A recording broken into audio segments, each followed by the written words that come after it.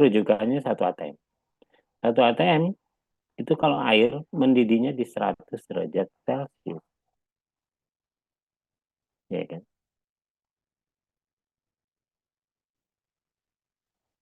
Kalau bicara tekanan, nih, ini misalkan 1 atm 100 derajat Celcius rujukannya. Nah, kalau kamu buka grafik water, ya, ini posisinya tepat di garis jenuh. Bahasa seperti itu ya. Tepat di garis jenuh. Tapi kita bisa merubah temperatur. Boleh naik nih, boleh turun, ya kan? Itu.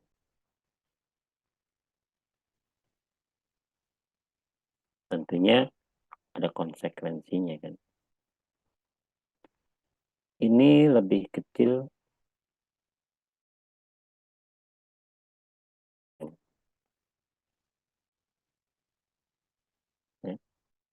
Ini lebih besar dari 1 atm. Apa? Tekanannya ya. Tekanan.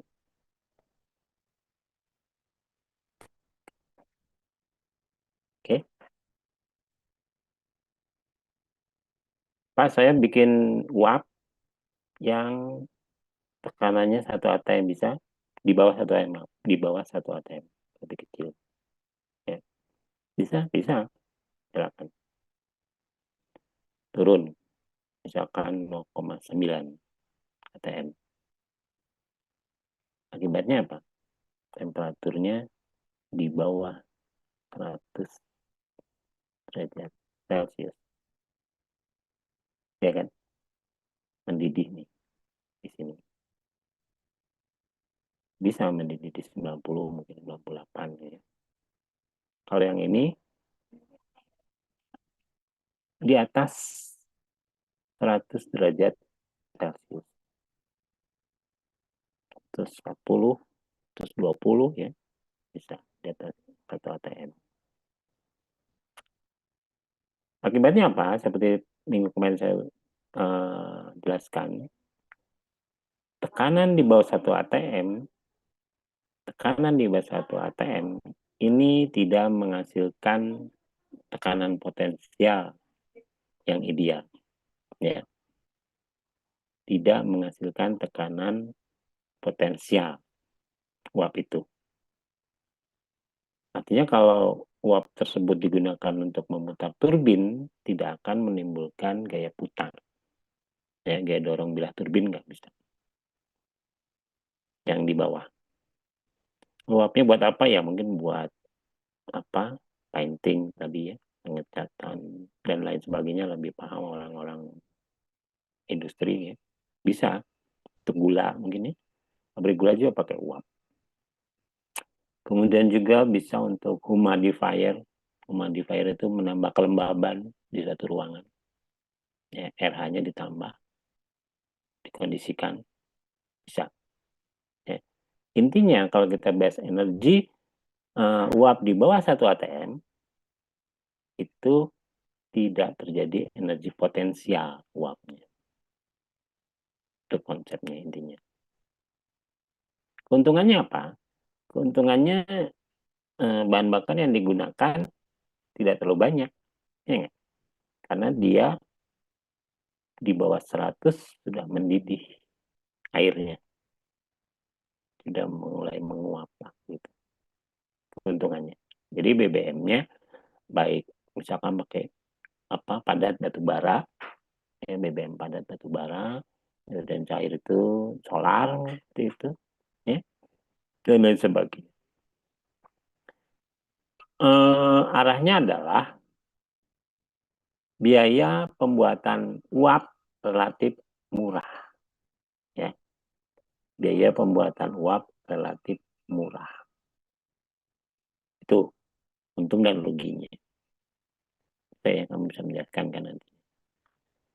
Jadi bebas selama di sepanjang garis uap jenuh, kamu lihat di grafik, ya, dari atas sampai bawah itu uap semua. Yang membedakan adalah tekanan dan temperaturnya. Rujukannya ini ATM. Rujukannya itu ATM. Kalau air ya. Dan orang menyatakan bahwa air akan menguap di 100 derajat Celcius di 1 atm. 1 atm itu ada yang di atas permukaan laut. Jadi masaknya di atas perahu. Bukan di atas permukaan air ya. Permukaan laut. Karena di Ciburu lagi ada airnya. Tapi itu bukan laut. Ya. Jadi dia posisinya Ciburu itu di atas laut. Jadi berkurang dari 1 atm. Yang namanya laut itu ya titik muka bumi yang paling rendah. Ya kan? Laut, samudera itu satu sama lain berhubungan. Pasti berhubungan. Atau kamu yakin atau enggak saya ngomong. Silakan aja kamu cek nih. Yang namanya laut, samudera itu pasti berhubungan. Walaupun dibatasi sama selat segala macam. Oke. Karena konsepnya air itu adalah mencari titik terendah di muka bumi. Paling rendah. Nah, secara global itu ya laut paling rendah. Jadi satu ATM itu ada di atas permukaan laut. Dan Otoba itu bukan laut. Ya. Ciburui bukan. Itu Patenggang bukan. Jangan salah. Kalau mau tanya boleh. Itu yang rujukan referensi 1 ATM 100 dan yang bawah yang lebih kecil dari 1 ATM. Yang lebih kecil ini bahan bakarnya lebih murah. Karena kita masaknya tidak perlu sampai 100. Itu konsekuensinya. Dan akibatnya uapnya boleh katakan tidak bisa digunakan untuk PLTU. Selesai. Sekarang yang di atas ini, ya, saya masaknya mau di lebih dari 1 ATM. Ya boleh, itu akan menghasilkan uap kering nantinya. Uap kering itu tidak ada kandungan airnya, ya, yang disemburkan ke blade turbin itu memperkecil korosi dari blade, ya. Satu, menghilangkan korosi. Kedua, energi potensialnya besar, bukan kecil lagi, besar. Pada saat masuk nozzle, ya, begitu dibuka dia semburan bisa membuat tekanan pada bilah turbin semaksimal mungkin, ya, sehingga bisa memutarkan turbin sekencang mungkin. Tuh, ya, keuntungannya. Korosi tidak ada atau memperkecil, potensialnya besar. Hanya karena lebih besar dari 100 derajat Celcius tekanannya tinggi, ini konsekuensinya adalah penggunaan bahan bakarnya banyak. Paham ya? Karena lebih lama dia masaknya. Penggunaan bahan bakar lebih banyak. Nah, kamu bisa merujuk dari dasar penggunaan bahan bakar. Bahan bakar itu ada nilai kalorinya yang disebut dengan low heating LHV sama HHV, high heating value. Ya. Ini namanya semua bahan bakar mau padat mau cair itu ada LHV dan HHV. Yang digunakan pada proses-proses teknologi itu yang pakainya adalah HHV, bukan yang low. Ya. Jadi yang HHV. Contoh gini lah, yang mungkin kamu bisa gampang menerjemahkannya. Kayu bakar itu kalau di daerah atau di pedesaan itu dipoeh lah atau dijemur dulu, ya kan? Si abah jeng sini nih aidek masak teh di kayu bakarnya dijemur lah dipoeh. Konsepnya apa? Menghilangkan kadar air dalam kayu tersebut, ya. Kalau ada kayu, kalau tidak dijemur, itu yang keluar energinya itu adalah low heating value, energi rendah. Rendah itu artinya proses pemanasan akan lama. Kemudian kayu bakar nangis beak kakalak panas. Jadi nggak efektif. Nah, si nenek sama aki kita tuh zaman dulu udah tahu gitu. Tapi dia nggak tahu apa kenapa Ki kok dipoek gitu si kayunya. Dia nggak bisa jawab. Jadi dipoek itu untuk menciptakan high heating value, nilai kalor atas dari bahan bakar. Semua seperti itu. Kemudian kamu pernah mobil solar ya, ada yang apa direct injection ya, artinya pembakaran langsung. Ada yang pakai HDI, high direction injection ya. Jadi sebelum masuk ruang bakar dikompres dulu, dipanaskan. Itu konsepnya menghilangkan air. Jadi supaya HV. Yang trending. Yang ngetrend sekarang itu adalah yang turbo charger, ya kan? Itu turbo charger juga konsepnya menaikkan temperatur bahan bakar sehingga mudah untuk dibakar. Ya begitulah ceritanya. Kalau ceritanya jadi panjang, ya. Tapi ini pengetahuan kamu, ya supaya kamu orang mesin kan, supaya tahu bagaimana solar ada HDI-nya, high direct injection, ada turbonya, apa sih turbo? Kamu belajar turbo, bukan di sini. Ya, bagaimana turbo digunakan, bagaimana korelasinya dengan gas buang, wah banyak sekali. Kita ini dulu, kamu boleh ke atas, akan menghasilkan gas yang baik, uap yang baik. Tapi uangnya banyak, boros, cost-nya. Kamu boleh ke bawah, cost-nya ringan, tapi uapnya jelek. Ya, jadi masing-masing punya konsekuensi, pilihan. This is a choice, like living. Kayak hidup ini ya, hidup ini pilihan. Kamu mau pengangguran boleh, kuliah boleh, choice. Oke. Okay? Okay, Moby, until here any question? Not yet, or lazy? Ah, lazy deh paling. Korea. Emang nggak, emang gue pikirin, lazy kagak. Ya. Kemudian itu sudah itu ketel yang kemarin. Kita coba lihat contoh soal. Contoh soal sekarang.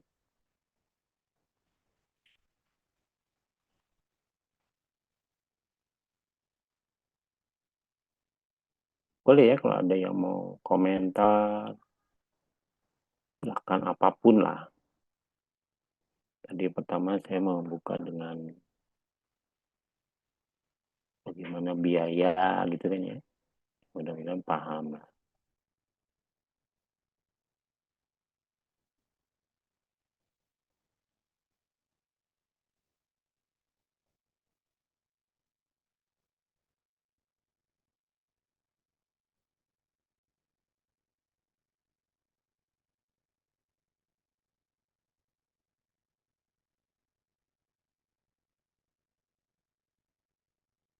Ya, ini contoh. Baca ya.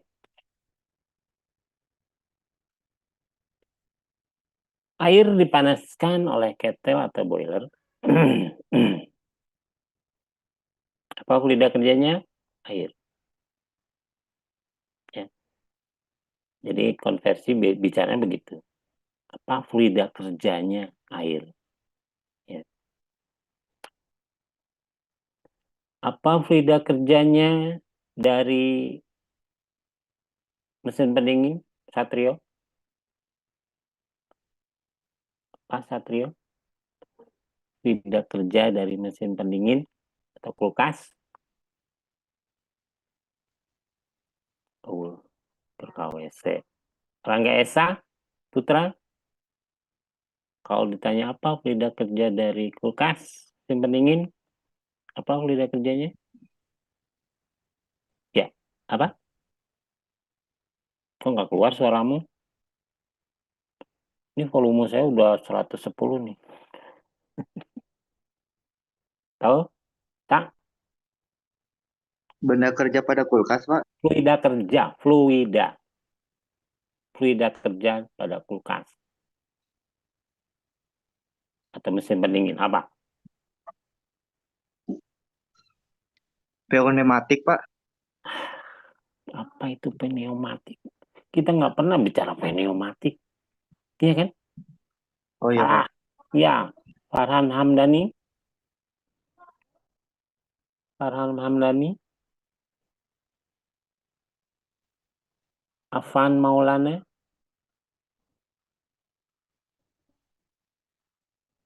Afan Maulana, Krisna Mukti. Refrigeran 134. Ah, bukan Pak. Ya, betul, refrigeran ya. Itu lidah kerja namanya. Refrigeran. Apapun ya, 134A, 12, 22.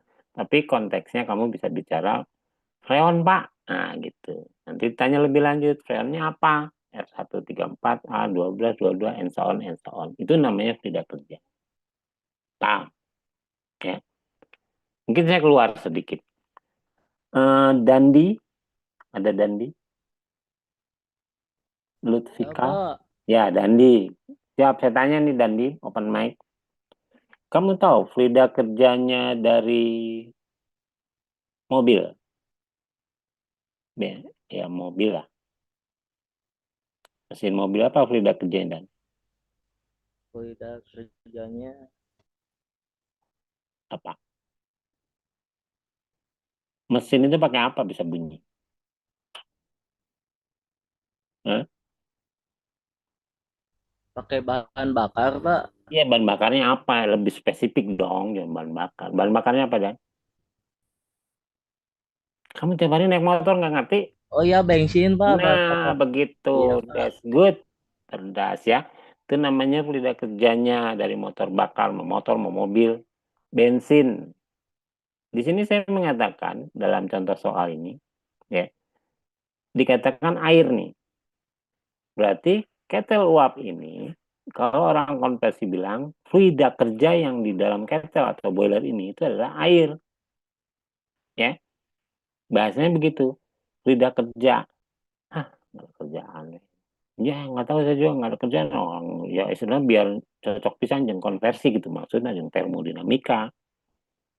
Ya, bicaranya. Termo bicaranya begitu. Oke. Kemudian diketahui tingkat keadaan tuh, ada tingkat keadaan masuk. Ya, ini kita bicara ketel ya, bicara ketel. Tingkat keadaan masuk tuh H1 dengan parameter yang pertama tekanan 1 atm, tekanan 1 atm, ya. Temperaturnya 30 kamar. Artinya fasanya cair ya, jelas ini cair. Di grafik pun kamu lihat pasti cair berpotongannya. Ya. Dan tingkat keadaan keluar atau ya setelah dipanaskan, tekanannya naik dan temperaturnya naik otomatis ya. Tekanan naik 140 derajat pada 2 atm. Ini kondisi masuk keluar. Ya. Kemudian ditanyakan buat pernyataan proses ketel tersebut. Tentunya kita harus menyediakan pertama grafik H2O. Kamu yang punya grafik dikeluarkan ya, ditaruh di dekat laptop boleh atau dari laptop naik turun mungkin nanti rusak sama laptop di sebelah aja ya. Grafik yang satuannya SI. Jadi tekanannya MPa, ATM boleh Pak? Boleh lah. MPa boleh, ATM boleh. Temperaturnya Celcius ya, Celcius. Siapkan. Nanti bisa diikuti dari sini gitu. Kamu bisa menandakan boleh dengan silang kecil atau titik kecil tingkat keadaan tersebut. Ya. Oke, kita buat yang pertama solusi dengan mensubstitusi data ini ke dalam grafik water atau H2O. Ya. Maka nanti kita bisa gambarkan. Pertama, 1 ATM ini kalau kita pakai MPa berarti sama dengan 0,1 MPa, 0,1 pada 30. Kemudian kalau 2 itu ada 2 ATM itu ada 0,2 pada 140. Ya. Kita buat, kita coba buat di grafik water. Nih, ya. water. Water itu fluida, water itu apa namanya? Fluida kerja sekunder, bukan primer. Ya, yang primer itu kayak tadi yang sebutin sama Krisnamukti, R134 atau primer. Ya, water ini sekunder. Ya. Jadi yang namanya refrigeran itu ada yang primer dan sekunder. Ya, sekunder itu hanya menghantar kalor aja. Menghantar itu boleh menambah nilai kalornya, bisa mengurangi. Itu namanya menghantar bahasanya ya. Jadi kalau di radiator mengurangi ya, mengurangi kalor. Dan nilainya simbolnya itu adalah R718. Ini fluida kerjanya ya dari ketel. Oke, kita lihat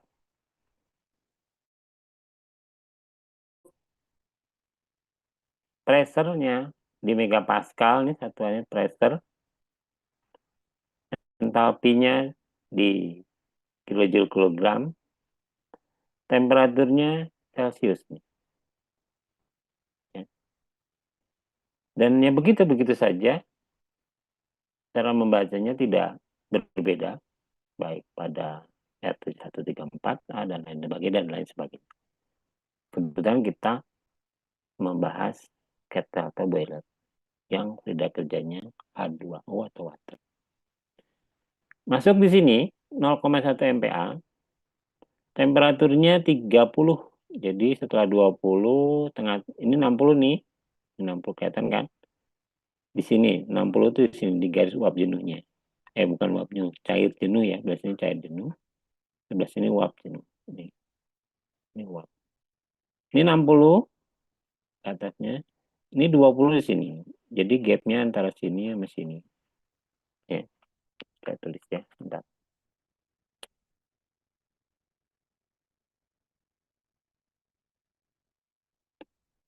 Jadi ini 60, ini 20. Nah, tengah-tengahnya 40, geser sedikit 30. Kurang lebih sini, 30. Ya. Kemudian tingkat keadaan 1, 0,1 ya, dipotongkan dengan 30. Nah, di sini titik satunya. Titik 1. Ya. Tingkat keadaan 1. Turun ke bawah, kita dapat H1-nya. Sini. Sinilah. 100. 100. Lebih kecil lagi. Ya kurang lebih kalau saya lihat di 110 atau 120. H1-nya. 400. Tengahnya kan 200 ya. Tengahnya lagi sini 100 kan. Berarti dia lebih besar dari 100. H1. Ya. Ini H1. Bisa dilihat harganya. Tingkat keadaan 1. Tarik ke tingkat keadaan 2. 0,2. Nih. Sama 140. Ya. 140 potongkan dengan 0,2 sini. Bukan di sini titik 2-nya. Ya. Dari fasa cair menuju uap. Oke, betul. Kita uap. Kita uap. Ya kan?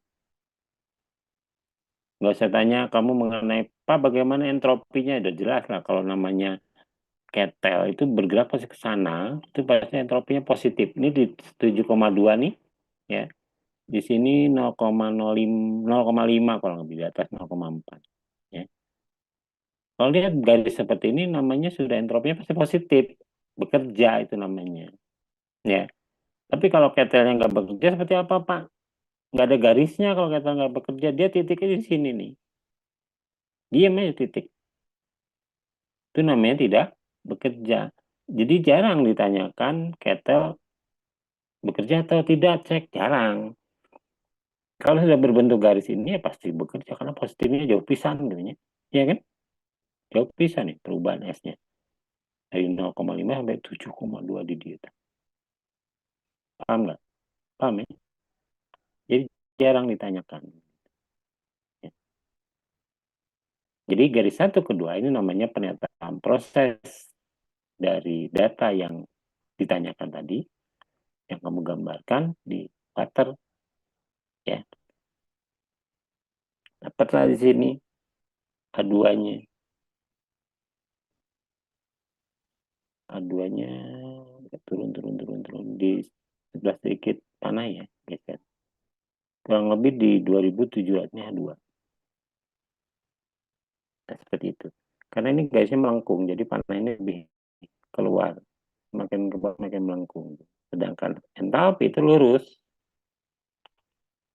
Lurus. Sehingga jatuhnya harus di bawah panah. Paham ya? Ini melengkung nih. Sampai sini melengkung. Sedikit. Oke.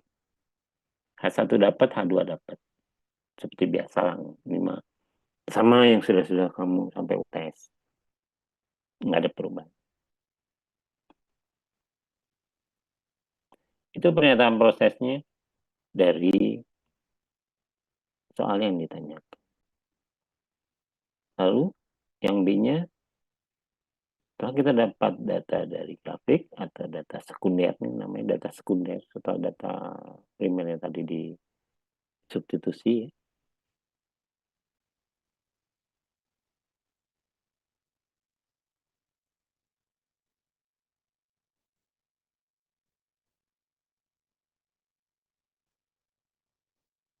Hmm. Di periode grafik dikatakan H1 kurang lebih 110 tadi, kemudian H2 di 27.050, 2750 H2-nya di 2000, ya, 2000. Kamu pada saat R134A pernah bicara 2000 entalpi? Nggak pernah ya? Kita bicaranya di angka 480, di angka 320, pokoknya ratusan nih. Sekarang kamu nih air, nah 2000. Jelas kan sih bedanya ya? Jadi air itu memiliki energi besar, lebih besar daripada freon. Besarnya sama, tapi nilai energinya yang berbeda. Paham ya? Ini angkanya dari 400 ribuan sampai 4 ribuan, mungkin lebih dari 5.000 energi. Itu yang membedakan antara air sama freon. Setelah dapat, ya kita lanjutkan pertanyaan berikutnya. Maka besar energi kalor kettle uap, ya, nih, untuk energi yang diperlukan untuk merubah dari cair menjadi uap sejauh ini, itu butuh energi. Besarnya berapa? 2.640 kurang lebih. Kalau kita kurangkan. Ini dari baran energi. Ya, 2.647 kilogram.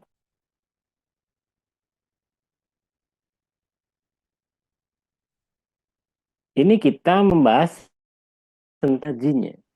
Ya. Kita kaitkan dengan yang tadi saya bicara atau awal kita bicara dengan bahan bakarnya. Ya kan?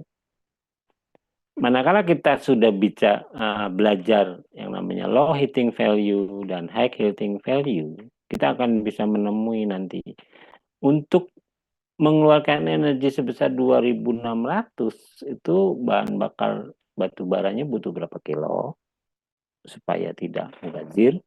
Kalau solar berapa liter bisa bisa.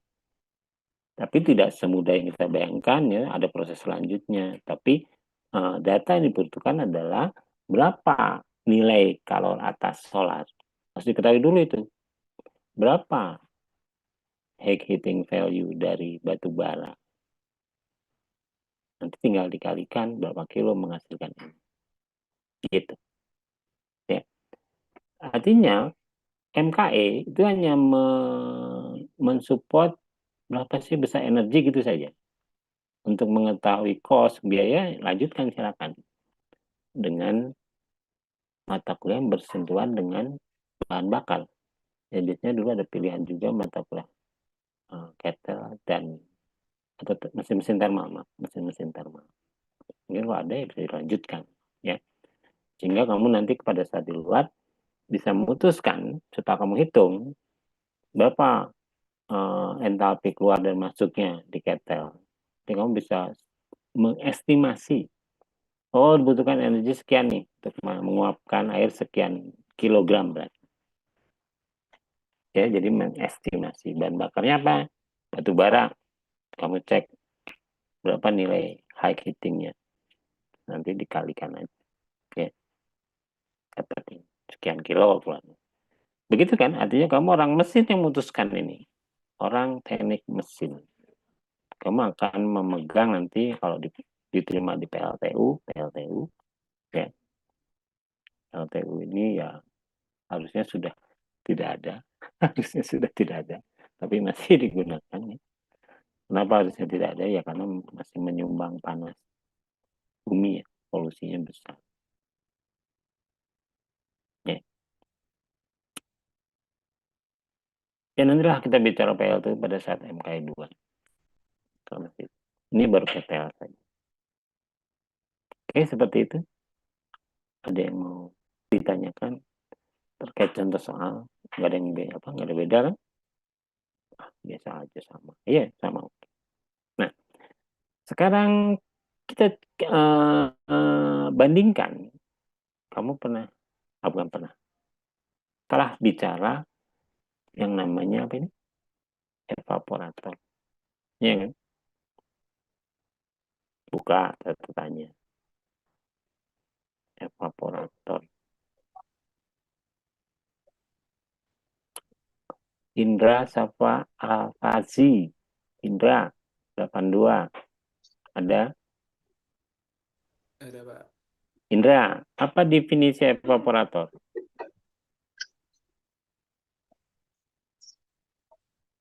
Ayo. Apa definisi evap? Ini, Pak, alat yang berfungsi mengubah sebagian atau keseluruhan sebagai pelarut dari sebuah larutan bentuk cair menjadi uap. Cair menjadi, Uap. itu intinya, cair menjadi uap. Kalau ketel, Kapel. ketel uap merubah dari Merubah. fasanya dari ketel uap, dari cair menuju uap juga kan? Hmm. Iya, yang barusan kita bicara ini, ketel uap, ya, merubah fasa dari, ini loh gambarnya nih. Cair menjadi uap, Pak. Air Iya, menjadi uap, Pak. dari sini cair menjadi uap. Sama kan? Lalu bedanya di mana antara ketel uap dengan Eva? Gitu kan? Kenapa kita bahas berbeda? Pada definisinya sama, merubah cair menjadi uap. Ya, pertama yang perlu kita cermati adalah kalau ketel itu fluida kerjanya air, ketel fluida kerjanya air, H2O. Tapi kalau evaporator, fluida kerjanya adalah freon, R134A. Dua-duanya sama untuk merubah fasa cair menjadi uap. Ya. Jadi pertama perbedaan adalah fluida kerjanya beda. Yang kedua, tekanan yang mereka gunakan itu berbeda. Tekanannya. Ini ada grafik tekanan dan entalpi, ini kubah seperti biasa. Garis ini menyatakan perubahan dari cair menuju uap, ya, dua-duanya. Ini saya kasih indeks P1 dan P2. Di mana P1 ini ada tekanan rendah, digambarkan dengan posisinya di bawah. P2 tinggi, digambarkan posisinya lebih tinggi dari P1. Bagusnya seperti itu. P1 ternyata ini digunakan untuk kerja evaporator. Ya. P2 untuk turbin uap. Jadi EVA itu pertama refrigerannya R134A bekerja pada tekanan rendah. Sama merubah fasa juga dan uap. Sedangkan turbin, kettle uap, itu tidak kerjanya air, bekerja pada tekanan tinggi. Ya, itu bedanya ya. Jadi jangan sampai kamu tertipu. Kalau ada yang nanya begitu, kamu belajar MKI sudah coba. Apa bedanya EVAP dengan kettle uap? Ya sekilas betul. Dua-duanya merubah fasa cair menjadi uap. Tapi kenapa di dalam pembahasan dibedakan? Dalam pembahasannya dibedakan. Ya iyalah, karena yang satu menggunakan R134A, yang satu menggunakan H2O. Di mana R134A lebih kecil energinya daripada H2O.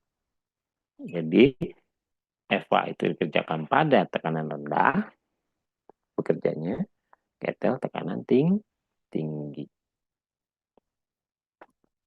Oke, ada yang mau bertanya? Pada rumput yang bergoyang. Ya, begitulah ceritanya. Habis kita bicara kettle, teori, dan perbandingan dan contoh. Silakan. Kettle selesai.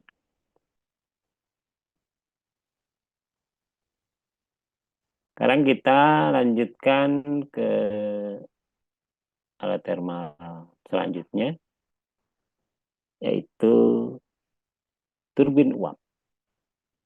Turbin uap. Kita bicara turbin uap sekarang. Oh, belum ada ya.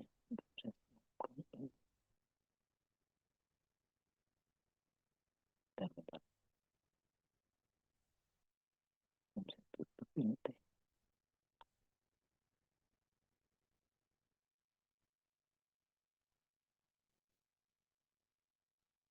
Buka dulu ya.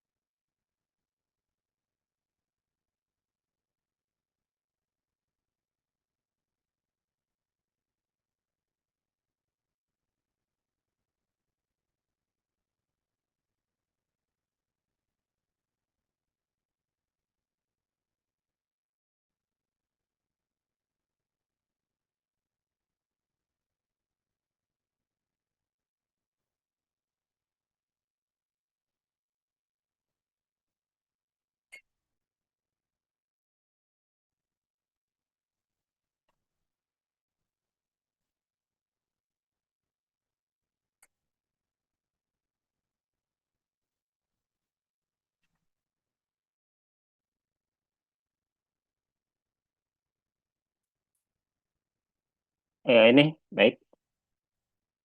Kita lanjutkan ke ini bukan bab 6 ya, masih bab 5. Bab 5 ya. 53, 5 ketiga. Karena yang pertama kan pompa, kedua ketel ya, yang pakai H2O, artinya beda kerjanya, pompa H2O, ketel H2O. Kemudian yang ketiga, nanti bab 6-nya turbin gas ya, turbin gas. Kita masih di bab 5. Turbin uap. Ini gambarannya. Jadi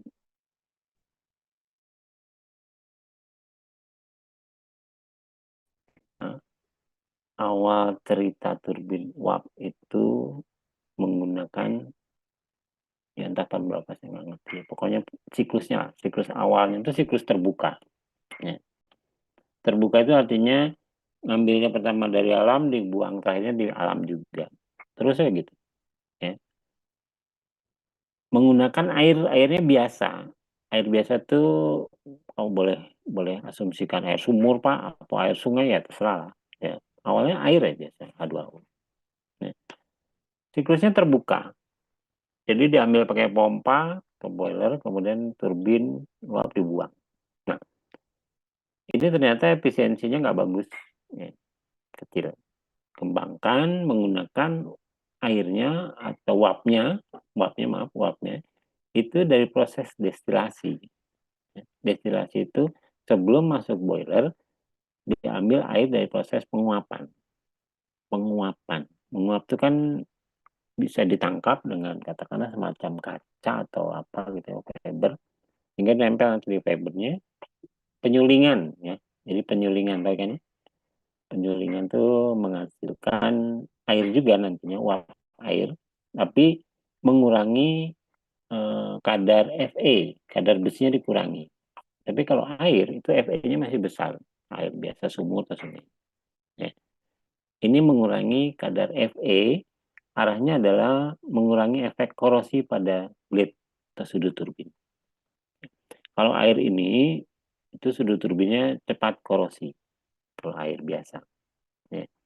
Oleh karena itu, destilasi sebagai alternatif untuk membuat uap untuk PLTU dan menghindari atau memperkecil korosi.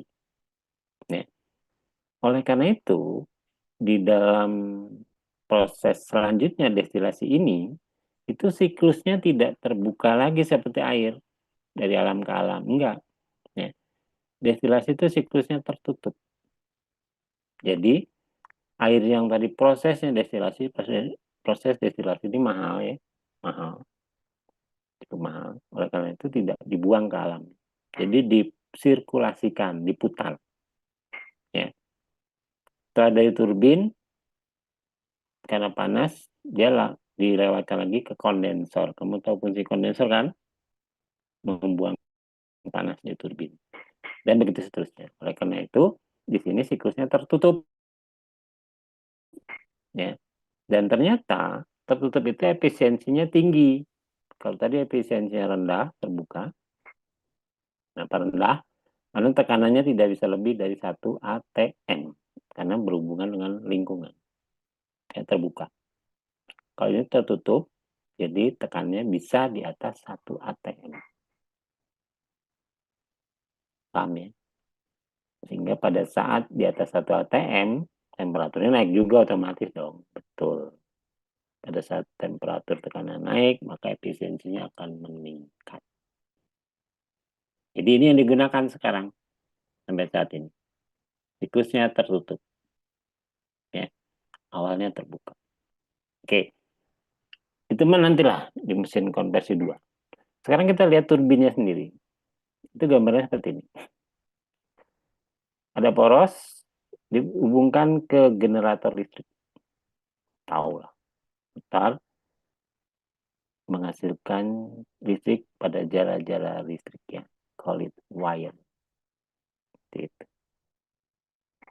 Jadi di sini ada energi kerja poros yang digunakan untuk memutar motor listrik. Energi kerja, ini simbolnya kamu tahu kan? W. W, huruf W ya, bukan energi kalor, energi kerja W. Ya kalau turbin W turbin berarti, kalau pompa W pompa. Saya singkat jadi nantinya adalah WT. Ya. Karena turbin uap, berarti masuk ke sini uapnya.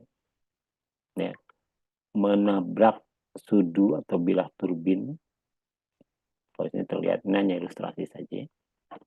Ada 4 nih blade-nya. Jadi kalau bertingkat ini namanya multi-stick. Multi-stick ya. Bertingkat multi-stick. Ada apa yang satu ya ada single stick namanya. Ya. Beda dengan pompa ya, sama lah. Multistiknya seperti ini. Yang kecil ini biasanya disebut dengan high pressure karena putarannya lebih kencang sini dibanding dengan yang diameter besar. Ini biasanya low pressure, putarannya rendah. Ya kan? Sama dengan gear sepeda, kalau kecil itu pasti putarannya lebih kencang daripada besar. Sama dengan nanti kalau kita bicara turbin gas ya sama ya posisinya. Jadi ada posisi high pressure sama low pressure. Diinformasikan bahwa yang masuk itu fasanya uap, keluarnya itu pasti campuran di sini. Kau bayangkan daerah uap dan campuran. Oke. Jadi kalau saya gambarkan grafiknya, biar kamu ingat sedikit ya. Nah, ini H, ini P, ini katakanlah H2O, maka di sini ada, nah gitu kan, uap itu di sini, ini uap, ini kan, maka turbin itu beratnya di sini, ke sini, dan ke sini, ada dua, ya, satu, ini posisinya. Jadi dari masuknya di sini, ke sini itu dia posisinya di sini, ya. Kemudian keluarnya itu daerah campuran, masuk ke daerah campuran. Karena pressure-nya turun di sini ke sini. Ya, tekanannya turun, temperatur turun, ya berubahlah fasanya dari uap mungkin uap murni jadi kecampuran. Campuran itu ada sedikit airnya, ya, sedikit airnya. Nah ini yang diupayakan engineer mesin supaya airnya tidak terlalu banyak, menghindari korosi tadi, ya kan? Itu gambaran sekilasnya. Ya. Ada yang mau tanya? Silakan.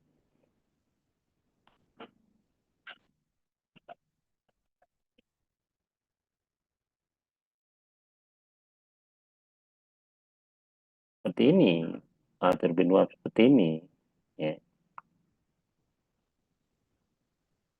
Maka ya seperti biasa kita lihat bagaimana definisinya, teorinya ya, teori yang dulu. Bagaimana simbolnya, ternyata prosesnya, energi yang bekerjanya, gitu lah. Ya, gitu.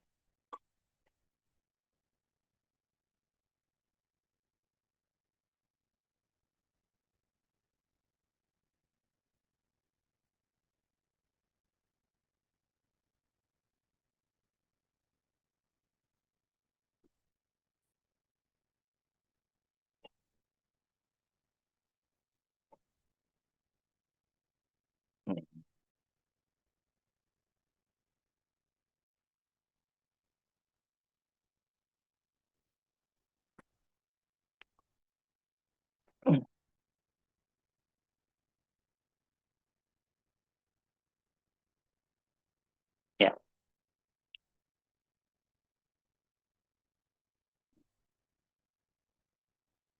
ternyata kita membuat simbol turbin uap ya itu tadi pada apa namanya sudu atau blade yang terkecil ya sampai terakhir blade yang terbesar.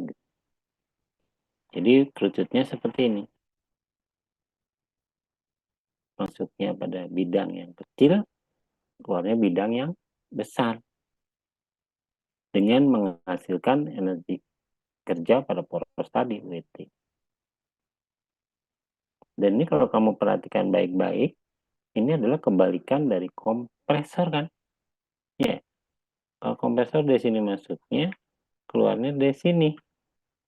Nah itu jadi oleh karena itu, kamu harus eksplisit terlihat panahnya ya. Jangan sampai cuma garisnya saja gitu. Mungkin niatnya udah betul karena sibuk jadi nggak sempat membuat anak panahnya. Dan saya pada saat ngoreksinya bingung. Ini teh maunya kemana? Mau saya salahkan nggak enak. Nggak disalahkan tapi nggak ada panahnya kan salah. Iya kan?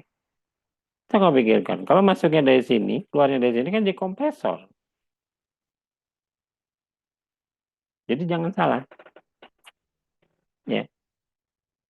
Kalau turbin itu mengekspansi, mengekspansi itu lawannya kompresi. Ya. Menekan dan melepas. Orang mesin harus kenal yang namanya kompres dan expand. Ya. Evaporasi, kondensasi.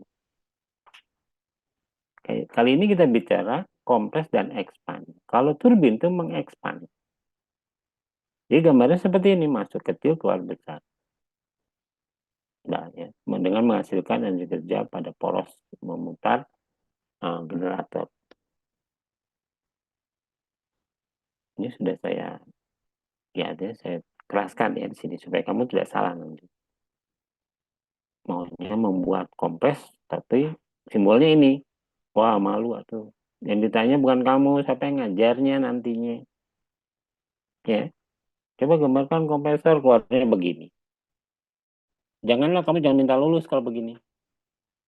Ya, ini turbin. Karena ya itu tadi, siapa yang ngajar MKI Pak Wirawan? Waduh, buat simbol aja nggak bisa. Beware ya, hati-hati. Ya, mudah-mudahan tidak membebani pemikiranmu. Lalu definisinya apa? Alat termal yang coughing ya, maksudnya ya, yang fungsinya. Yang fungsinya juga hilang. Ya, ini. Menghasilkan energi kerja, ini menghasilkan namanya. Keluar itu menghasilkan. WT, energi kerja. Dengan cara menurunkan tekanan dari posisi yang kecil ke posisi yang besar. Jadi ekspansi. Turun tekanannya ya. Fasanya fasa uap. Ya, fasa uap. Itu definisinya. Simbolnya seperti ini. Jadi ada pertanyaan? Silakan. Kalau ada pertanyaan.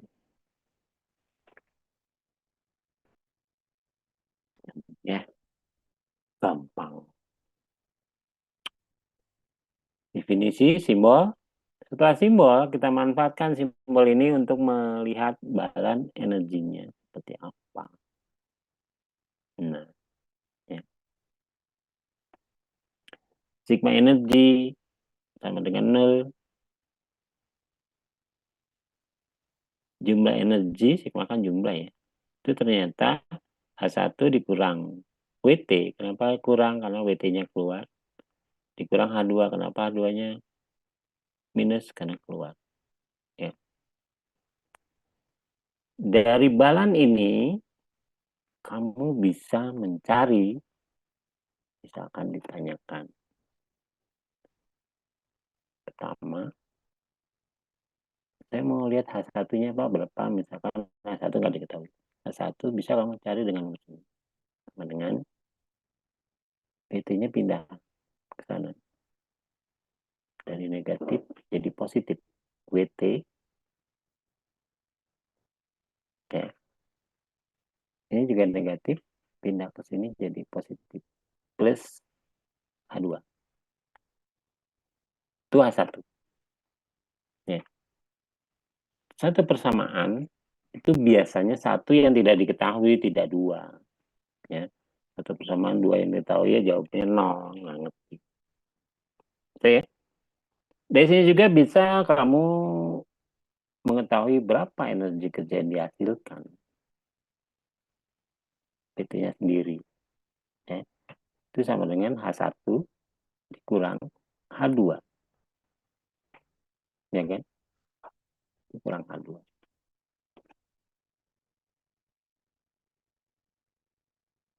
Jadi tidak melulu H2 dikurang H1, H2 juga enggak melulu, tergantung dari ini. Ini kok jadi begini? Ya ini kan WT-nya saya pindah aja ini nih. WT-nya keluar sana jadi positif kan. Yang sebelah sini tetap jadi H1 dikurang H2.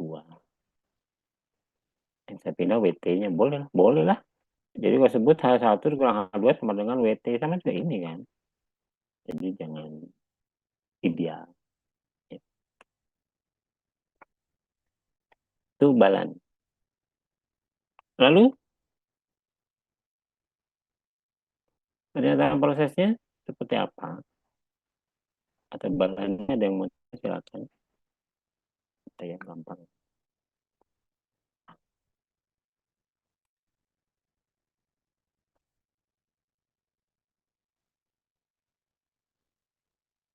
Kemarin nilainya bagus-bagus lah. UTS-nya 100 ya. Di atas 50 banyak. Ya mudah-mudahan nilai UTS sama dengan kenyataannya gitu. Jangan sampai ternyata beda. Kalau beda berarti kan aneh.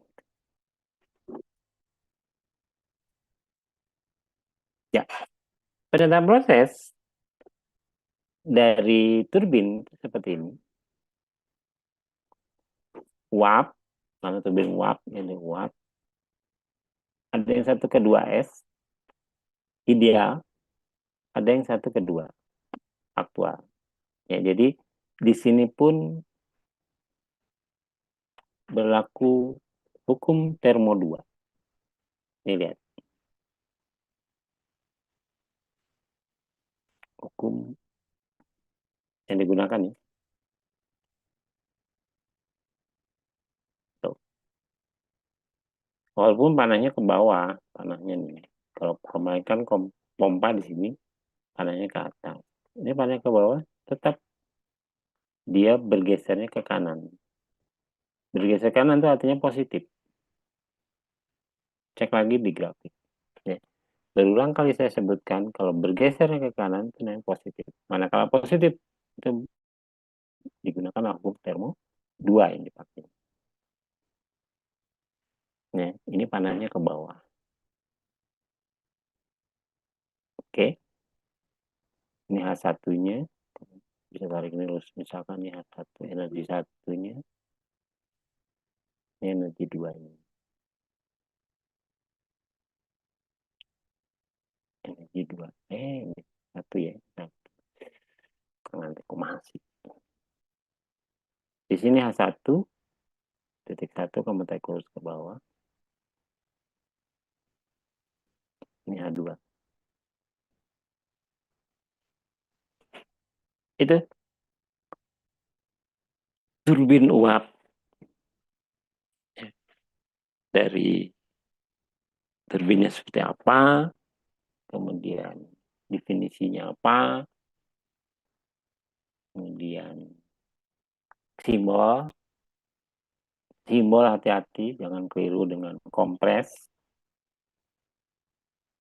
Emang terjemahannya atau anekdotnya itu antara turbin dan kompresor berlawanan. Simbolnya ya, berlawanan. Semuanya berlawanan. Yang satu kompres, yang satu expand. Kajiannya, yang seperti yang saya kasih beberapa minggu yang lalu, kompresor seperti itu. Turbin seperti ini. Itu kajiannya. Ya, Anda tinggal jeli-jeli terkait dengan pernyataan prosesnya. Ya kan? Karena biasanya data soal itu harus disubstitusi ke grafik. Dan grafik itu harus divalidasi dengan definisinya. Apakah dia merubah fasa, apakah dia di dalam satu fasa, ya kayak pompa kan dalam satu fasa kan, masuknya pompa, keluarnya pompa, tapi tekanannya beda.